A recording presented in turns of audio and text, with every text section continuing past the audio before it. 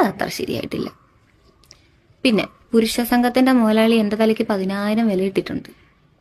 ഞാൻ ഡ്രസ്സ് പറഞ്ഞു തരാം, ആ പൈസ ഇങ്ങോട്ട് വന്നേക്ക്. അല്ലെ ഒരു കാര്യം ചെയ്യും, ഞാനൊരു 20,000 രൂപ അങ്ങോട്ട് തരാം.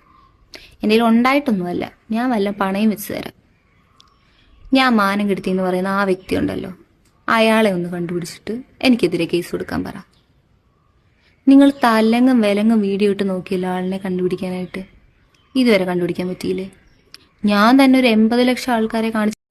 ഇപ്പം നിങ്ങൾ ഈ ഒരു കണ്ട വീഡിയോയിൽ അപ്സ പറയുന്നുണ്ട്, നിങ്ങൾ അവരെയൊന്നും കണ്ടുപിടിച്ചില്ല, ആ ഒരു വ്യക്തിയെ കണ്ടുപിടിച്ചില്ലയോ, കുറേയധികം പേര് എനിക്കെതിരെ കേസ് എടുക്കും എന്നൊക്കെ പറഞ്ഞല്ലോ, എന്താ കേസ് എടുക്കാത്തതെന്നുള്ള കാര്യമൊക്കെ അപ്സ പറയുന്നുണ്ട്. ഈ ഒരു സംഭവമൊക്കെ ഷംജിതയുടെയും ദീപക്കിൻ്റെ അവരുടെ ആ ഇഷ്യൂവിന് മുമ്പാണ്. ഫസ്റ്റ് ഈ ഒരു ബസ്സിൽ വെച്ച് ഇതാണ് വീഡിയോ എടുത്തത് ഈ ഒരു അപ്സരയായിരുന്നു, ട്രെൻഡ് തുടങ്ങിയെന്ന് പറയുന്നത്.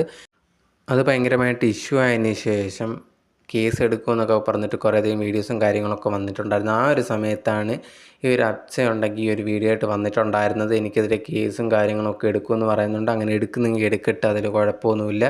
നിങ്ങൾ ആ ഒരു വ്യക്തിയെ കണ്ടുപിടിച്ച് അയാളെ കൊണ്ട് കേസ് കൊടുപ്പിക്കുക എന്നുള്ള രീതിയിലാണ് പറഞ്ഞിട്ടുണ്ടായിരുന്നത്.